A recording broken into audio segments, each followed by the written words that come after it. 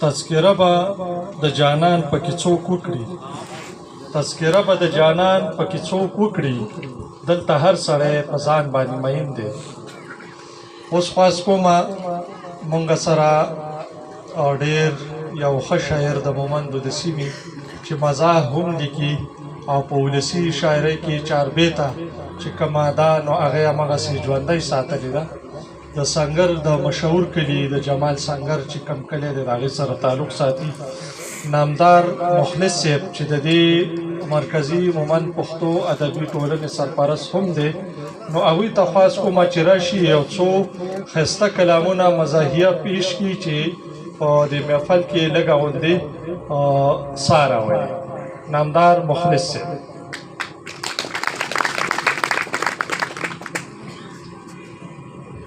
بسم الله الرحمن الرحیم.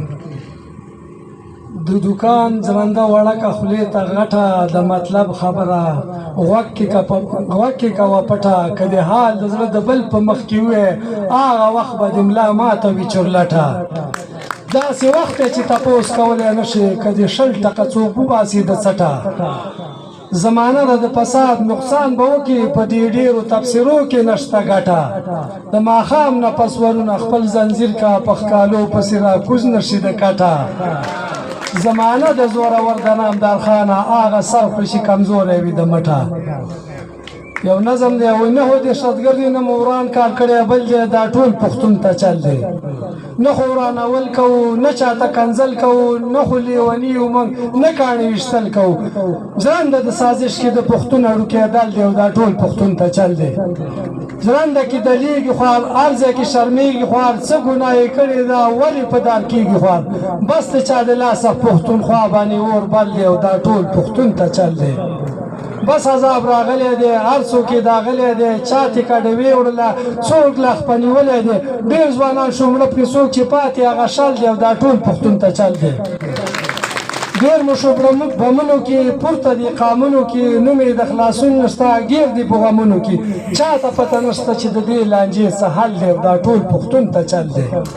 چا ته معلومات نشته هغه سیالات نشته و چې د جنت په شان هغه خوند سوات نشته.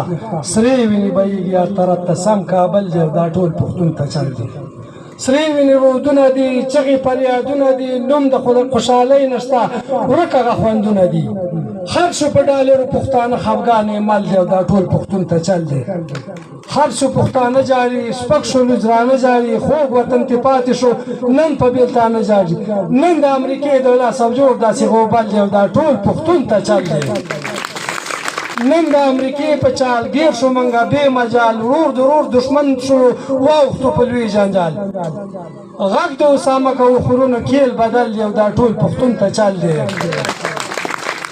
غږ د اسامه کوي ډېر علامه کوي نور کافر خاموشه دی او دی خپله نامه کوي.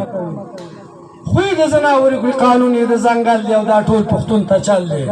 خوی ډېر عجیبه لري ډېره تجربه لري فخر په وسلو کوي ډېره دبدبه لري.